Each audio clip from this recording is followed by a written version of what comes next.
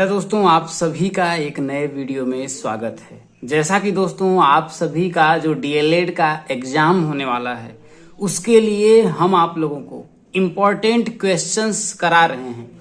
और यकीन करिए, मैं हर बार कहता हूं और इससे पहले भी कहा हूं कि पेपर दोस्तों यहीं से आएगा। 18 में से 15 क्वेश्चंस तक यहां से आपके फंसेंगे, यानी समझिए ये आप लोगों की पेपर आउट वीडियो है।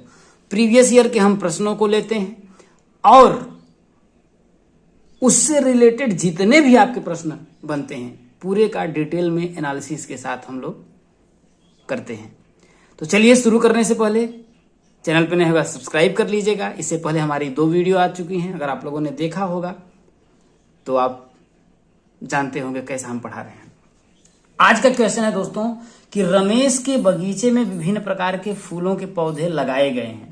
नीचे दी गई सारणी में इन पौधों की संख्या दी गई है, इन्हें पिक्टोग्राफ द्वारा दर्शाइए। यहां देखिए गेंदे का 25 पौधा है, जूही का 10 पौधा है, चमेली का 15 है, रजनीगंधा का 45 और गुलाब का 35 है। इसे ये देखिए, इस तरीके का प्रश्न हर बार आता है। एक तो पिक्टोग्राफ पूछेगा, बार ग्राफ पूछेगा, पाई ग्राफ पूछेगा। तो यहां पर पिक्टोग्राफ को आप सबसे पहले समझिए, पिक्टोग्राफ को कैसे दर्शाते हैं।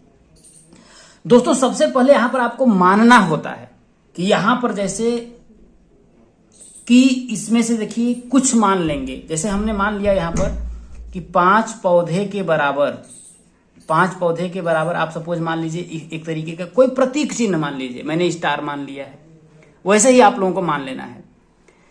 लेकिन यहां पर आपको प्रॉब्लम यह होता है कि हम किसके बराबर कितना मांगे। तो समझिए ना कि यहां पर ये जो जितने भी नंबर है ना, 25 है, 10 है, 15 है, 45 है, 35 है, इन सब का आप मौसा ले लीजिए। तो दोस्तों 25, 10, 15 और 45 और 35 का मौसा अगर आप लेंगे तो क्या आएगा आपका? 5 आएगा ना। तो इसलिए आपको मानने में क्या होगा, आपका आसानी हो जाएगा। तो जैसे अगर हम 25 को अगर हमको करना है, तो अगर हमने ये देखा कि हमने 5 पौधे के बराबर 1 स्टार माना है, तो अगर हम 25 पौधे में है को हमको भाई 25 पौधों को पिक्टोग्राफ द्वारा दर्शाना है गेंदा के। तो अगर हम 25 में अगर हम 5 का भाग देंगे तो कितना आएगा आपका? 5 आएगा। यानी कि पिक्टोग्राफ में इस तरीके से आप 5 स्टार बना देंगे। 1, 2, 3, 4 और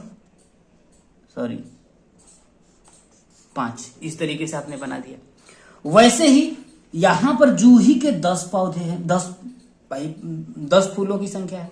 तो उसको कैसे दिखाएंगे भाई? 10 में, क्योंकि हमने 5 पौधे के बराबर हमने क्या माना है? 5 यहां पर पौधा नहीं, फूल है दोस्तों, फूल का पौधा जो फूल है, तो 5 फूल के बराबर हमने 1 स्टार माना है।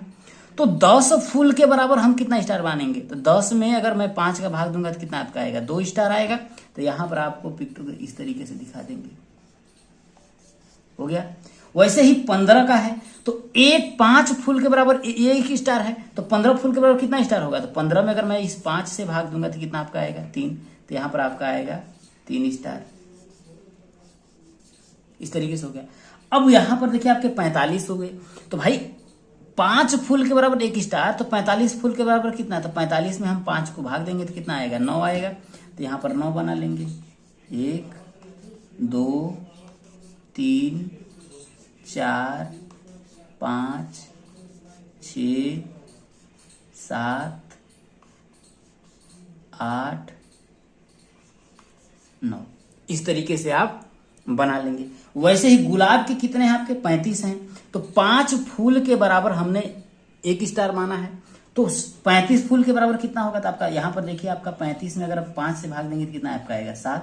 यहां पर 7 बना लीजिए। 1, 2, 3, 4, 5, 6, 7।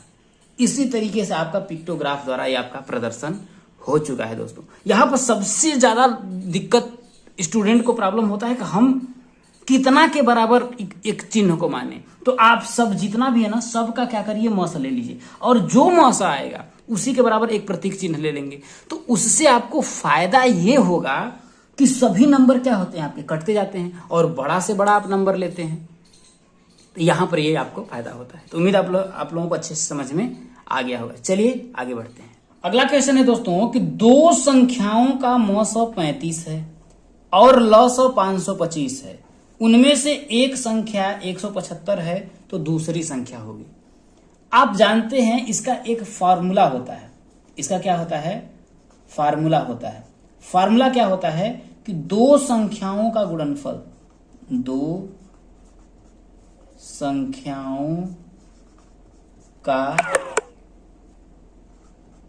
गुणनफल, दो संख्याओं का गुणनफल बराबर इन संख्याओं का मौस गुणे इन संख्याओं का लस। अब हमने मान लिया कि एक संख्या आपकी ए है और दूसरी संख्या आपका क्या है? बी है। मैंने मान लिया जिसमें से एक संख्या का मान इसने दे रखा है, जिसमें से एक संख्या का मान इसने क्या किया है? दे रखा है। कितना दिया आपका? देखिए 175 दिया है। और मौसा जो है इसने दे रखा है, मौसा कितना है आपका? 35 है। लॉस इसका कितना है आपका? यहां देखिए लॉस एलसीएम मैं लिख देता हूं। लॉस कितना दिया है? 525 है। तो क्या आप सॉल्व नहीं कर सकते हैं भाई? दो संख्याओं का गुणनफल तो मैं लिख देता हूं ए इंटू बी बराबर इन संख्याओं का मौस इंटू इन संख्याओं का लॉस। अभी मैं इसको समझाऊंगा भी कि ये क्यों आता है और ऐसा ही क्यों होता है, समझिएगा। ए का मान भाई एक संख्या दे दिया 175 दे दिया भाई। हमको दूसरी संख्या पूछा है बराबर मौसा। मौसा कितना दिया आपका? 35। लौसा कितना दिया आपका? 525। तो यहां पर बी भाई दूसरी संख्या का मान दिया है, तो बी बराबर मैं लिख देता हूं 35 गुणे 525 अब बटा कितना होगा? 175। कुछ कटेगा? काट लीजिए। 35 पचे 175 हो जाएगा भाई। 5 पचे 25, 5 15 2 17 हो जाएगा। अब इसको काटेंगे देखिए तो 25 भाई 5 एक कम 5, 5 पचे 25 105। तो दूसरी संख्या यानी दूसरी संख्या हमने माना है ना बी, दूसरी संख्या को हमने बी माना है, तो बी बराबर कितना आपका आ गया? 105 आया। अब जरा समझिएगा ये वाला फार्मूला कहां से आता है, इसको भी जरा समझने का प्रयास करिएगा। मैं एक छोटी संख्या लेता हूं, समझने का प्रयास करिएगा। मैंने एक संख्या ले लिया, समझने का प्रयास करिएगा। एक संख्या मैंने आपका ले लिया 12। मैंने क्या ले लिया? एक संख्या मैंने ले लिया 12 और दूसरी संख्या हमने ले लिया 20। समझिएगा, इन दोनों का मौसम मैं निकालता हूं। 20 और 12 का मौसम कितना आपका आएगा? मैं क्या करता हूं, देखिए मौसम निकालता हूं, समझने का प्रयास करिएगा। तो अगर मैं करूंगा तो 12 एक कम 12 कितना आपका आएगा? देखिए 8 आएगा। अब मैं यहां पर भाई क्योंकि ये 12 को यहां पर उतार देंगे तो 8 एक कम 8 कितना आपका आएगा? 4 आएगा। अब ये 8 आएगा तो 4 गुना कितना होगा आपका? 8 है, कट गया। तो अंतिम जो भाजक होता है वही मौसा होता है। तो इन दोनों का जो मौसा आया, मौसा कितना आपका आया है? 4। तो मैं लिख लेता हूं, मैं क्या लिख लेता हूं कि मौसा कितना आपका आ गया? 4 आ गया। अब इन दोनों का मैं क्या करता हूं? लौसा निकालता हूं। तो 12 और 20 का अगर मैं लौसा निकालूंगा तो 2 से काटूंगा तो 6, और फिर यहां पर 10 दुना के 20 हो जाएगा। ठीक है। अब यहां पर फिर 2 से मैं काटूंगा तो यहां पर आप समझने का प्रयास करिए। देखिए 3 दुना के 6, 5 दुना के 10। फिर मैं 3 से काटूंगा तो कितना आपका आएगा? 1। ये 5 तो कटेगा नहीं, लौसा तो आप लोग निकालते जानते होंगे। 5 से काटूंगा तो 1 और 1 आया। तो लौसा कितना होगा? देखिए 5 3 15 दुना 30 दुना 60। तो लौसा कितना आपका आया? लौसा कितना आपका आएगा? देखिए 60 आया। यहां से एक बात समझने का प्रयास करिएगा, इन दोनों का आपस में गुणा कर लीजिए। तो 20 का अगर मैं 12 में गुणा करूंगा तो कितना आपका आएगा? देखिए 12 का 20 में अगर मैं 12 गुणे 20 लिखूंगा तो कितना आपका आएगा? 12 दुना 24 240 आया। इन दोनों का लॉस और मौसा आपस में गुणा करिए तो 6 भाई 4 गुणते अगर मैं 60 करूंगा 6 240 आया। आया कि नहीं आया? तो क्या मैं कह सकता हूं कि दो संख्याओं का गुणनफल, यहां पर मैंने ये बात फार्मूला यहीं से आया है दोस्त, कि दो संख्याओं का जब हमने गुणा किया तब पर भी 40 आया, और इन दोनों संख्याओं का मौसा हमने निकाला, इन्हीं दोनों संख्याओं का लौसा निकाला और इन दोनों का गुणा किया तब पर भी आपका 40 आया। तो क्या मैं ये बात नहीं बोल सकता हूं कि दो संख्याओं का जो गुणनफल आ रहा है वही गुणनफल इन दोनों संख्याओं के मौसा और इन्हीं दोनों संख्याओं के लौसा के गुणनफल के बराबर है? तो आप अब आपके दिमाग में आ रहा होगा ये फॉर्मूला कहां से आता है, तो मैं बोल सकता हूं तो इसी फॉर्मूले के आधार पर आपको देखिए 3 मान सदैव देगा, या तो एक संख्या दे देगा, उस संख्या का मौसा दे देगा, लौसा दे देगा, या फिर दोनों संख्या दे देगा, उसका मौसा दे देगा, लौसा पूछ लेगा, या तो दोनों संख्या दे देगा, उसका लौसा दे देगा, मौसा पूछ लेगा। तो इस पर आधारित प्रश्न अगर आएंगे तो 100% आपको करके आना है। तो उम्मीद है आप लोगों को समझ में भी आ गया होगा। चलिए आगे बढ़ते हैं। अब अगला क्वेश्चन है दोस्तों, देखिए कि आयताकार बगीचे की लंबाई एवं चौड़ाई में अनुपात 5 और 3 का है। यदि आयताकार बाग का क्षेत्रफल 1500 वर्ग फीट हो तो बाग के चारों तरफ तार लगाने के लिए कितना खर्च आएगा, जबकि तार का मूल्य 12 रुपए फीट है। इस तरीके से क्वेश्चन अगर आपका आएगा, कह रहा है बाग कैसा है, देखिए बगीचा कैसा है, आयताकार। तो हम क्या करेंगे, एक आयत बना लेंगे। जैसे ही उसने बोला तो इस तरीके से हमने आयत बना दिया। तो हम जानते हैं कि आयत में लंबाई होता है और चौड़ाई होता है, लेकिन इसमें लंबाई चौड़ाई नहीं दिया है, इन दोनों का अनुपात दिया है। तो हमने माना जो लंबाई है वो कितना है, 5x है, ठीक है, और जो चौड़ाई है वो कितना है भाई, 5 और 3 का अनुपात है। तो लंबाई मैंने मान लिया 5x और चौड़ाई मैंने मान लिया 3x। आप बोलेंगे कि भाई 5x और 3x क्यों माना?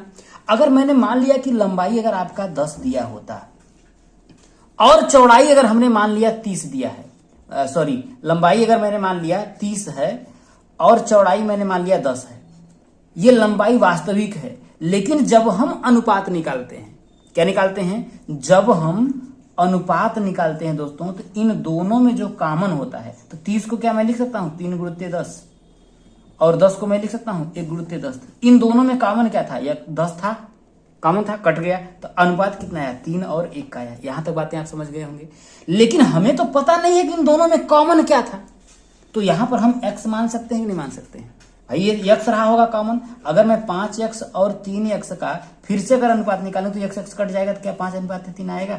यहां तक बातें आप समझ पा रहे होंगे कि मैं क्या आपको बताना चाहता हूं, ठीक है। तो हमने मान लिया कि लंबाई कितना है आपका 5x हो गया और चौड़ाई कितना हो गया आपका 3x हो गया। अब कह रहा है कि आयताकार बाग का क्षेत्रफल कितना है, 15 वर्ग फीट है। तो आयत का क्षेत्रफल क्या होता है, तो आप जानते हैं कि आयताकार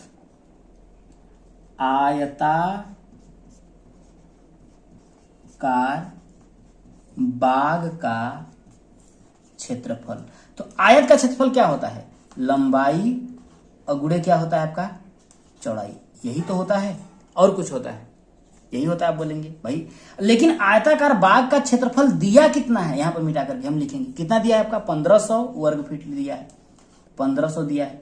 तो बाग का क्षेत्रफल कितना होता है, लंबाई अगुणे चौड़ाई होता है, तो लंबाई अगुणे चौड़ाई, और इसी का मान कितना दिया आपका 1500 दिया है, 1500 दिया है। तो लंबाई कितना आपका 5x दिया है, चौड़ाई कितना आपका देखिए 3x दिया है, बराबर कितना हो जाएगा आपका 1500 हो जाएगा। यहां से देखिए अब ये दिया है, इसकी मदद से हमें क्या निकालना है, देखिए इतना तो दे दिया। अब कह रहा है तो बाग के चारों तरफ तार लगाने के लिए कितना खर्च आएगा। चारों तरफ का मतलब क्या होगा, देखिए ये यही तो चारों तरफ है, यहां से यहां जाता, ये यहीं पर तो हम तार लगाएंगे। तो यहां पर अगर हम तार लगाएंगे इसका मतलब क्या होगा, आयताकार बाग का क्या पूछ रहा है वो आपका परिमाप पूछ रहा है, क्योंकि तार अगर हम लगाएंगे तो यहीं तो लगाएंगे ऐसे ऐसे ऐसे करके। तो ये क्या है, यहां से यहां, यहां से यहां, यहां से यहां, ये क्या है आपका आयत का परिमाप है। तो यहां से हमसे इसकी सहायता से हम क्या करेंगे, देखिए अभी मैंने इसको छोड़ा है, समझने का प्रयास करिए। क्या कर रहा है, चारों तरफ तार लगाने में कितना खर्च है, तो हम लिखेंगे आयताकार बाग का परिमाप, तो आयताकार बाग का परिमाप क्या होता है 2 भाई, क्योंकि ये 5, जैसे अगर मैं समझने का प्रयास करिएगा, ये आपका आयत है, अगर ये लंबाई है तो इसके सामने की भुजा ये भी तो ए ही होगी, अगर ये बी है तो इसके सामने की भुजा ये भी बी होगी। तो ये ए में भाई जब हम पूरे को जोड़ेंगे तो ए कितनी बार आएगा, जैसे अगर मैं इसको जोड़ू तो ए बी ऐसे ना आएगा, ए plus B plus A plus B, तो ए कितनी बार है 2 बार, बी कितनी बार है 2 बार, तो यहाँ पर 2 कॉमन ले लेंगे तो क्या आएगा, ए प्लस का बी आएगा। तो यहाँ ए क्या है, इसकी लंबाई है, बी क्या है, चौड़ाई है। तो मैं लिख दूंगा 2, यहाँ पर ऐसे करिए मैं लिख दूंगा 2, यहाँ पर हो जाएगा लंबाई और प्लस का क्या होगा आपका चौड़ाई, यहीं पर हो जाएगा। अब समझने का प्रयास करिएगा, बराबर आपका आएगा देखिए 2 लंबाई यहाँ कितना है देखिए 5x दिया, तो यहाँ पर हम 5x लिख देंगे, प्लस चौड़ाई कितना दिया है 3x लिख देंगे, 3x आपका आ गया। तो यहाँ पर हो जाएगा 2, 5 में 3 जोड़ेंगे तो कितना होगा 8। भाई 5x को रुपया मानिए, 5 रुपए में 3 रुपए जोड़ेंगे तो कितना आएगा 8 रुपए। तो 5 यहाँ पर देखिए कुछ नहीं तो गुणा है, तो आप लिखेंगे कितना 8x, और यहाँ पर देखिए 8 दूना कितना हो जाएगा 16x। अब यहाँ पर मुझे x का मान चाहिए, तो x का मान हम इसकी सहायता, ये जो क्षेत्रफल दिया है ना, इसकी सहायता से यहाँ से x का मान निकालेंगे। तो देखिए 5 तिया कितना हो जाएगा आपका, देखिए 15, x का x में गुणा करेंगे। देखिए यहाँ पर आप जोड़ रहे थे, लेकिन यहाँ पर आप क्या कर रहे हो, गुणा कर रहे हो। तो गुणा करेंगे तो x का x में गुणा होगा तो कितना होगा आपका स्क्वायर हो जाएगा, बराबर कितना होगा आपका 1500 हो जाएगा। यहाँ से 15 एक कम 15, यहाँ पर कितना आपका आएगा देखिए 100 आ जाएगा। तो जब यहाँ से x का मान आप निकालेंगे तो x बराबर कितना हो जाएगा आपका, x बराबर यहाँ पर करड़ी में कितना हो जाएगा आपका 100 आ जाएगा। तो x बराबर कितना आएगा 10, किस में दिया है, फीट में दिया है ना, यहाँ पर आपका आएगा फीट। यहाँ तक बात समझ में आ गया होगा। तो यहाँ 16 और x का मान कितना आया है 10 फीट, तो यहाँ पर x का जगह पर हम क्या लिखेंगे 10 लिख देंगे। तो 16 दहां में कितना होगा 160 फीट आएगा। 160 फीट क्या आया, इस आयताकार बाग का क्या आया परिमाप आया।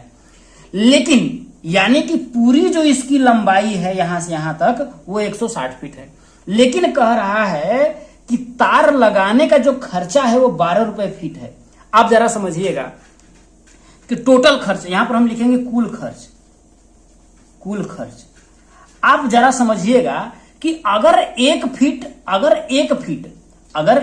फीट तार वो लगा रहा है तो वो 12 रुपए ले रहा है, यही ना ले रहा है। तो अगर वो 160 फीट तार लगाएगा तो कितने रुपए लेगा। जैसे अगर मैं एक टाफी ले रहा हूं तो मुझे 5 रुपए देना पड़ रहा है। तो अगर मैं 6 टाफी लूं तो मुझे कितने रुपए देना पड़ेगा, तो 6 में 5 का मैं गुणा करूंगा ना, तब ना 30 आएगा। तो वैसे ही अगर 1 फीट तार लगा रहा है तो उसे कितने रुपए देने पड़ रहे हैं आपके 12 रुपए देने पड़ रहे हैं। तो अगर वो 160 फीट तार लगाएगा तो कितने खर्च आएंगे, तो 160 में अगर मैं 12 का गुणा कर दूंगा आपका आंसर आ जाएगा। आप बोलेंगे हाँ 12 जीरो या 0, 12 छक्के 72, 12 कम 12 7 कितना होगा आपका 19। तो 1920 रुपए का टोटल आपका खर्च आएगा तार लगाने का। तो उम्मीद है आप लोगों को समझ में आ गया होगा। अगला क्वेश्चन है दोस्तों, ध्यान दीजिएगा, कह रहा है कि x माइनस 2 बराबर 1 दिया है, तो 3x स्क्वायर 5x प्लस 2 कितना मान पूछ रहा है। देखिए 3x का स्क्वायर प्लस 5x प्लस 2 इसका मान ज्ञात करना है। तो इसकी सहायता से हम क्या करेंगे कि x का मान निकालेंगे और यहां इस x के जगह पे उस मान को रख देंगे। तो जैसे यहां पर दिया है कि x माइनस 2 बराबर 1, तो अगर इस 2 को अगर मैं इधर में ले जाऊंगा तो x बराबर क्या होगा, देखिए 1 होगा। ये माइनस का 2 है, तो जब इधर आएगा तो क्या होगा प्लस का 2 होगा कि नहीं होगा।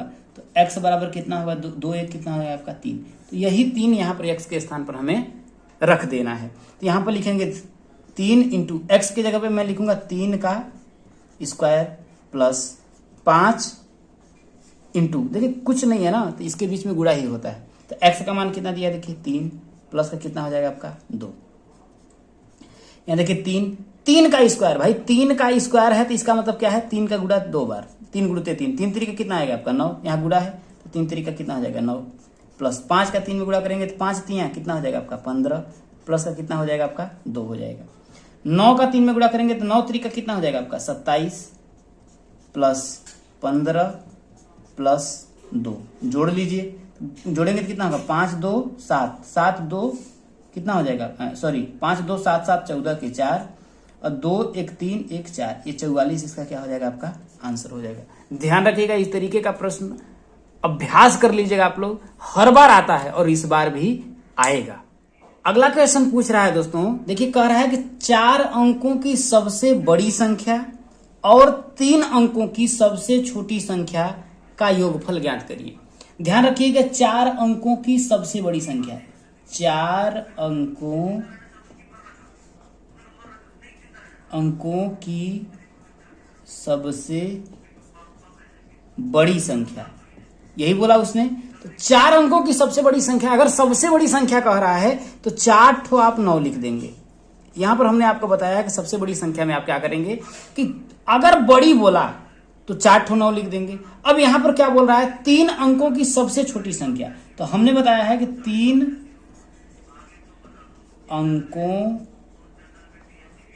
की सबसे छोटी संख्या, छोटी संख्या, तो हमने बताया था अगर छोटी बोला कितना, तो आप 1 लिख लेंगे, आप 1 लिख लेंगे।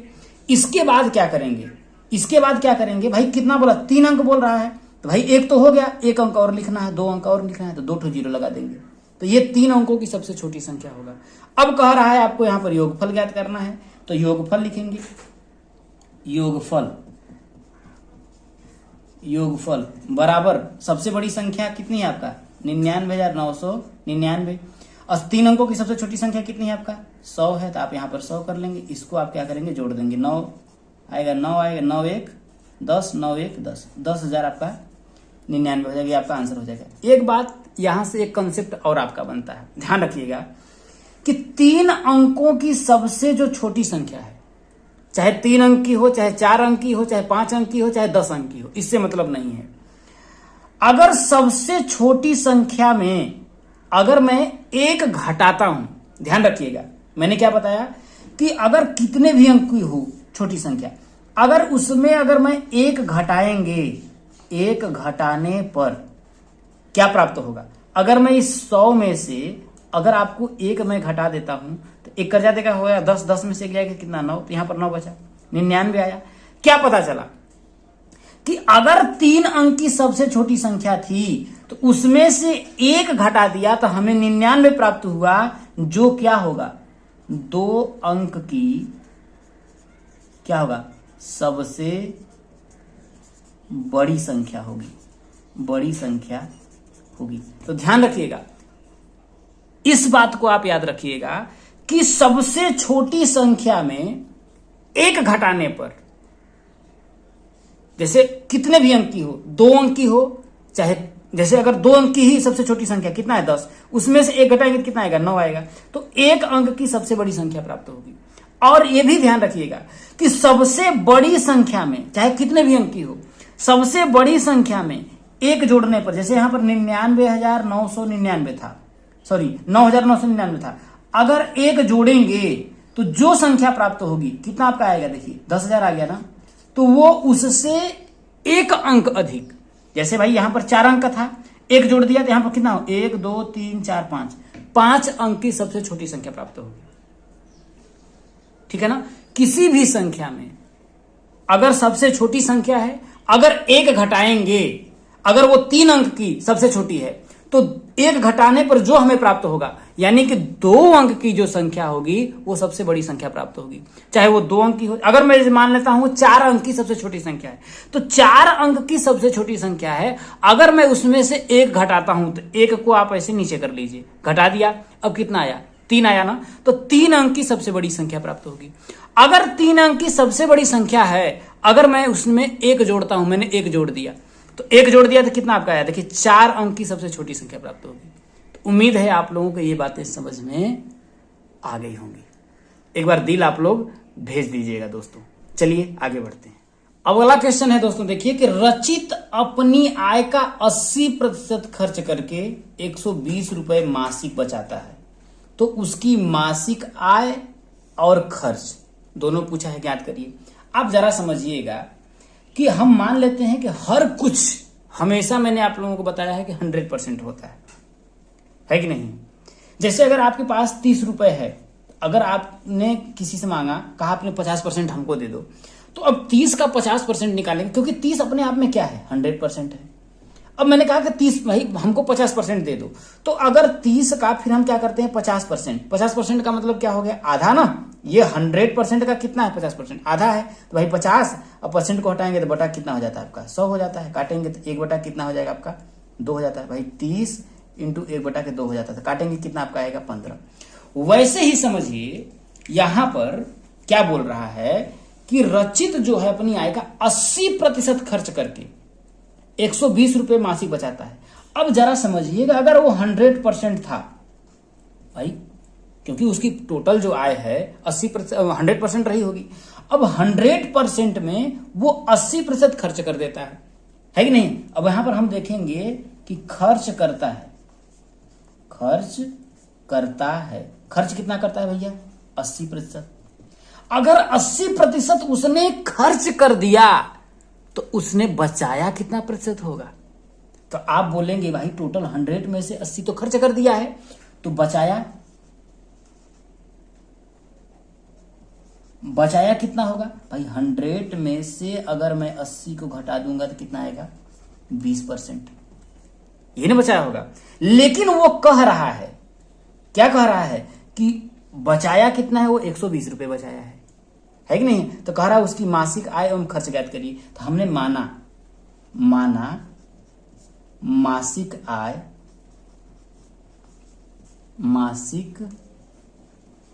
आय बराबर कितना है x है। अब जरा समझिएगा कि x का उसने 80% खर्च कर दिया है तो बचाया कितना है 20%। लेकिन यहां कह रहा है 120 रुपए बचाता है, ये नहीं बोल रहा है कि मासिक बचाता है। तो हम यहां पर क्या करेंगे कि हम लिखेंगे प्रश्नानुसार। अब x का जब उसने 80% खर्च कर दिया तो बचाया कितना 20%। यहां बोला 20%, लेकिन कह रहा है कि वो 20% नहीं बचा रहा है भैया, वो 120 बचा रहा है, यही बोल रहा है ना। तो 120 बचा रहा है तो हम लिख देंगे भाई x का 20%। अब चाहे जितना भी बचाया हो, ये जो बराबर तो है 120 के, आप बोलेंगे 20 बिल्कुल बराबर है।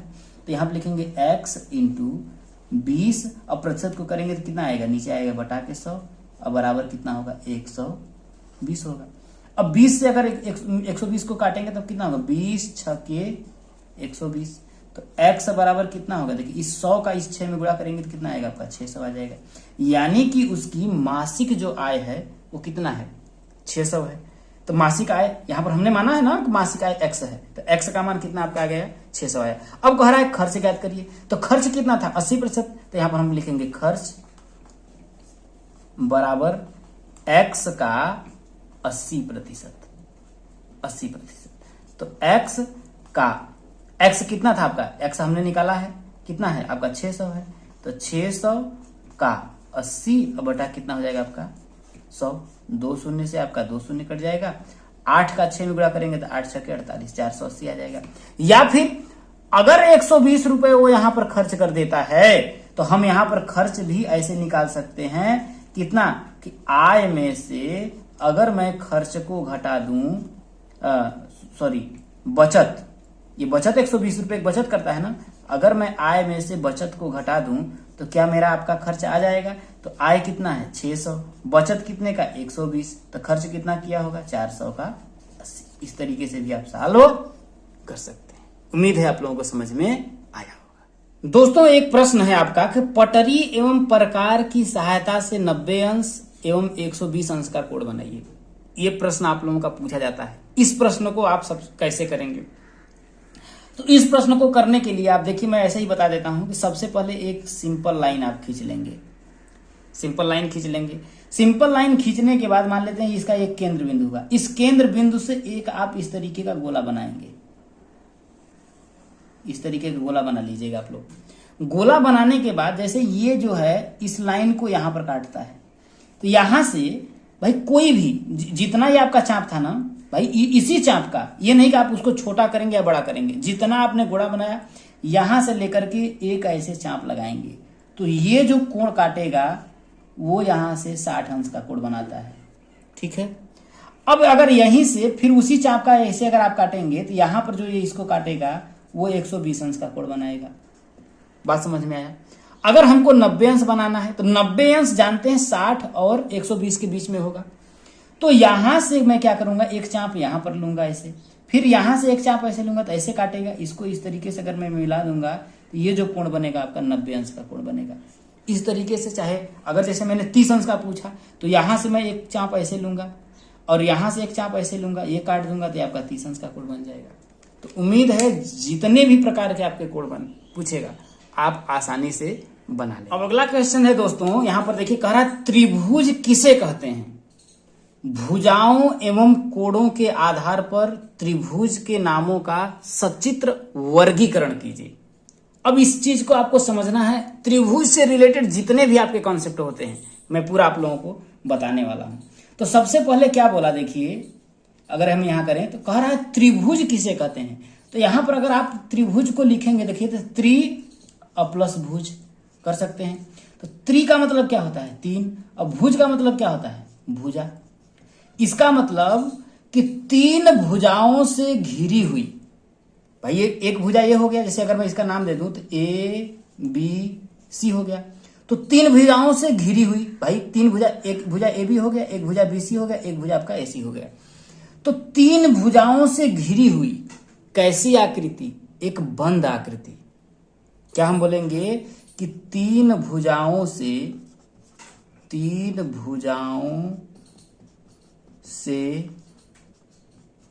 घिरी हुई एक बंद आकृति, तीन भुजाओं से घिरी हुई एक बंद आकृति जिसके तीनों कोणों का योग, जिसके तीनों कोणों का योगफल 180 अंश होता है। जैसे इसमें कोण ए वाला हो गया कोण ए, ये वाला कोण हो गया आपका कोण बी, ये वाला कोण हो गया आपका कोण सी। इन तीनों का जब योगफल करेंगे तो कितना आएगा, 180 अंश के बराबर होगा।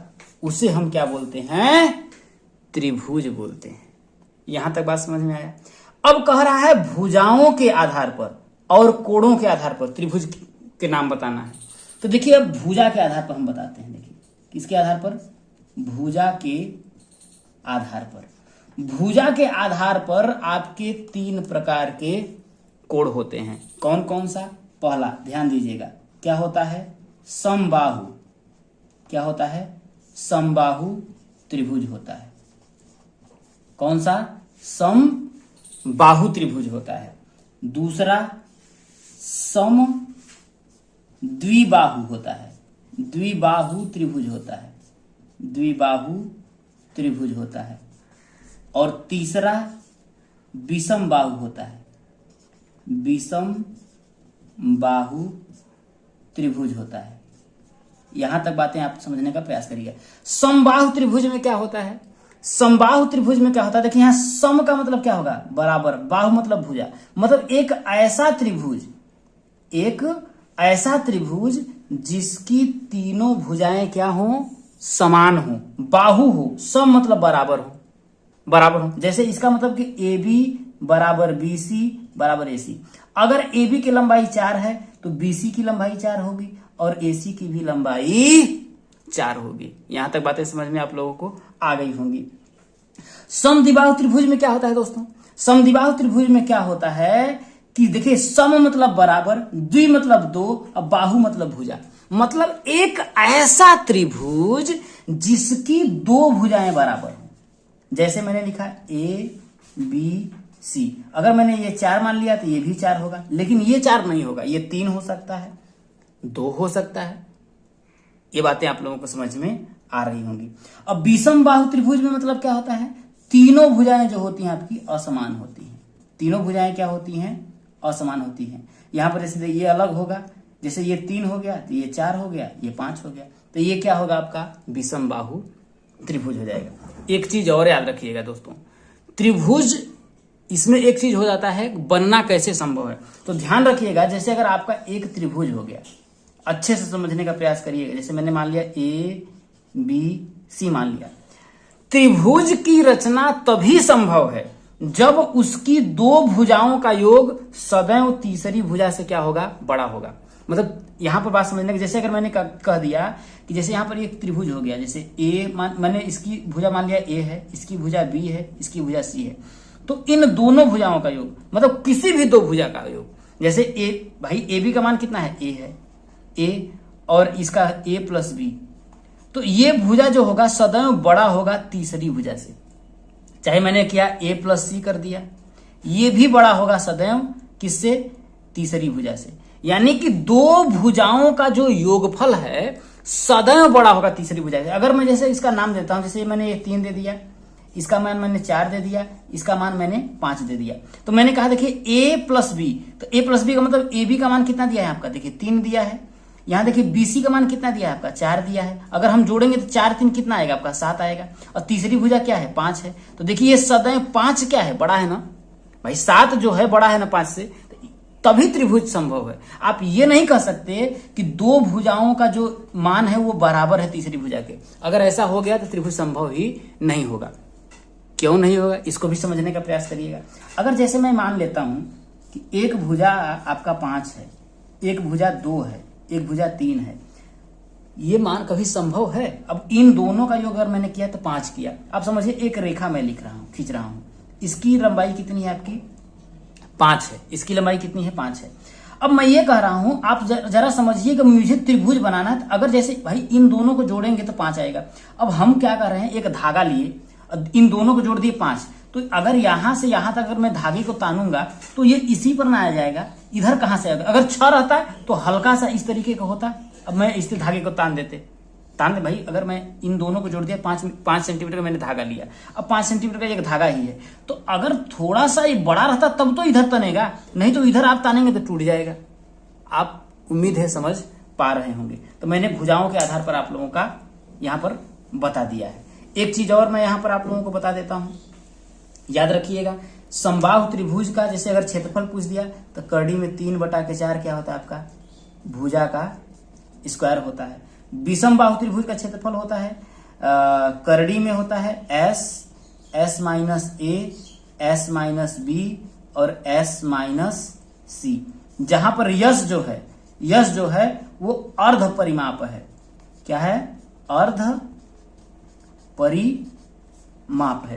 तो इससे ज्यादा आप लोगों का पूछने वाला वो नहीं है, ठीक है। मुझे लगता है कि मैंने आप लोगों को ज्यादा ही बता दिया है। तो भुजा के आधार पर आ गया आपका।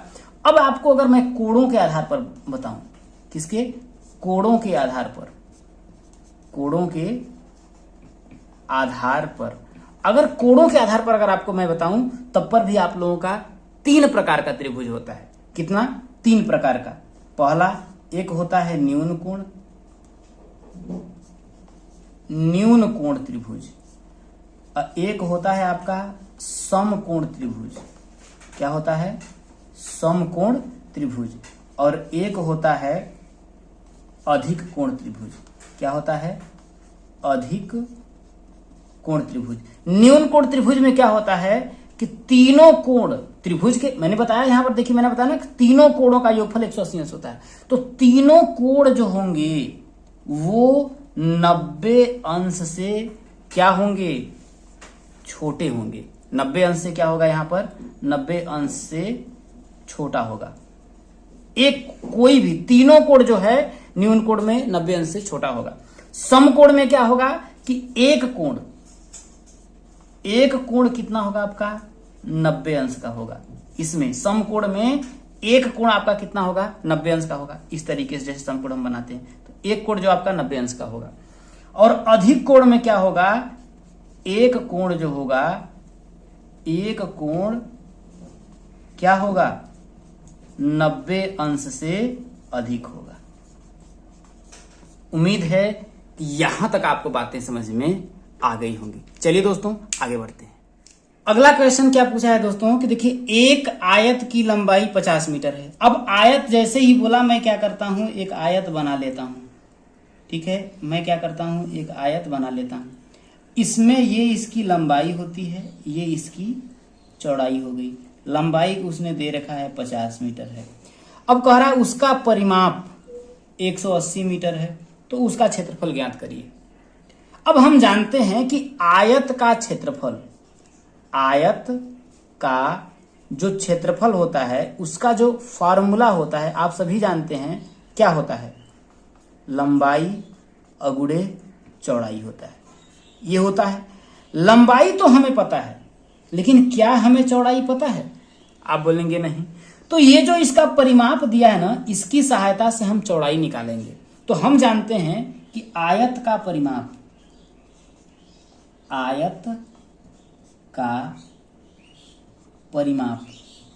का फॉर्मूला क्या होता है भैया, भाई आयत का परिमाप कितना दिया, 180 मीटर दिया है ना। अब आयत के परिमाप का फार्मूला क्या होता है, तो हमने आप लोगों को बताया है 2 अब ब्रैकेट में लंबाई अब प्लस का चौड़ाई। क्यों होता है, अगर ये आयत है, इसकी अगर ये लंबाई जैसे मैंने मान लिया a, तो ये भी a होगा, क्योंकि आमने सामने की भुजाएं आयत में क्या होती हैं, बराबर होती हैं। अगर इसकी चौड़ाई ये b है तो ये भी b होगा, आमने सामने की चौड़ाई क्या होगा, बराबर होगी। परिमाप है तो इसको खाली क्या करेंगे, जोड़ेंगे। अब इस तरीके से अगर हम जोड़ेंगे a plus B plus A plus B, ऐसे ही होगा ना, a plus B plus A plus B. तो a कितनी बार, 2 बार, b कितनी बार, 2 बार, तो 2 कॉमन ले लेंगे तो क्या होगा, a प्लस का b आएगा। तो वही ना, 2 लंबाई प्लस का चौड़ाई आपका आया। तो यहां पर दिया है, अब बराबर कितना आपका आया, 180। यहां देखिए 2 से अगर मैं इसको काटूंगा तो कितना आएगा, देखिए 90 दूना 180, 2 9 18। लंबाई आपका दिया है, कितना दिया है भैया, लंबाई दिया है आपका 50, तो यहाँ पर लिखेंगे 50 और प्लस का चौड़ाई बराबर 90। तो चौड़ाई यहां से निकालेंगे तो चौड़ाई बराबर कितना आएगा, देखिए ये 50 प्लस में इधर है, इधर जाएगा तो माइनस में होगा, तो 90 माइनस का क्या होगा, 50, कितना आपका आएगा, देखिए 40 किसमें आपका मीटर हो जाएगा। अब यहाँ पर क्षेत्रफल पूछा है, तो क्षेत्रफल भाई हमको लंबाई भी पता चल गई, चौड़ाई पता चल गई, तो क्या मैं क्षेत्रफल नहीं निकाल पाऊंगा, आप बोलेंगे आराम से निकाल देंगे। तो क्या होगा आपका, देखिए 50 और गुणे कितना होगा आपका, देखिए 40, गुणा कर लीजिए, देखिए 5 चौका 20, ये हो गया 2000। क्या होगा, मीटर या वर्ग मीटर, तो मैं बताऊंगा वर्ग मीटर, मतलब कि मीटर का स्क्वायर। क्यों होगा, आप जरा समझिएगा, लंबाई भी कितना दिया है, देखिए 50 मीटर दिया है ना, तो 50 मीटर इंटू 40 मीटर, तो 50 का 40 में गुणा किया तो आपका कितना आपका आ गया, 2000 आया। लेकिन मीटर का मीटर में, जैसे अगर मैं x का x में गुणा करता हूं तो क्या होता है, x का स्क्वायर होता है, तो वैसे ही मीटर का मीटर में गुणा करूंगा तो क्या होगा, मीटर स्क्वायर या वर्ग मीटर होगा। यही आप लोगों का दोस्तों आंसर हो जाएगा। तो उम्मीद है आप लोगों को हमारा सेशन पसंद आया होगा। कैसा लगा है आप लोगों को कमेंट करके जरूर बताइएगा दोस्तों। मिलेंगे अगले वीडियो में। और अगर आपने हमारा जो ग्रुप है दोस्तों, अगर नहीं ज्वाइन किया है व्हाट्सएप ग्रुप, तो उसका लिंक आप लोगों को डिस्क्रिप्शन में दोस्तों मिल जाएगा, उसको आप लोग जरूर जुड़ जाइए। वहां पर मैं हर बार प्रश्न भेजता हूं, और हर बार बहुत लोग बोलते हैं कि स्मार्ट बोर्ड पर क्यों नहीं पढ़ाते हैं। तो देखिए, मैं साफ आप लोगों से बता देता हूं कि अभी मैं आर्थिक रूप से इतना सक्षम नहीं हूं कि मैं एक स्मार्ट बोर्ड ले सकूं। अगर आप हमारी थोड़ा बहुत हेल्प करना चाहते हैं तो हमारा गूगल पे नंबर है 7080923534। इस पर आप आर्थिक रूप से जो भी सहायता अगर हमारी करना चाहते हैं तो आप सभी कर सकते हैं दोस्तों। मिलेंगे अगले वीडियो में। जय हिंद।